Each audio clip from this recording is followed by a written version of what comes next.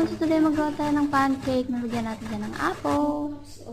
Dito maglagay ako dito ng 2 cups ng ating flour, 2 tablespoon, baking powder, at saka ang ating oatmeal. Konting salt. At i-mix natin. isang itlog, Isang itlog ang aking gamit dito. At saka lagyan natin siya ng mantika. apple, Dito makikita nilagay ko dito ang aking pinadgad na apple at naglagay rin ng tubig. So, tansa ko lang ang tubig dito mga everyone. hanggat Everyone pa. At i-mix natin na. Ayan. At dito sa ating pan, naglagay ako dito ng konting butter at ayan na po ang makikita niya. Say thank you. See you next time.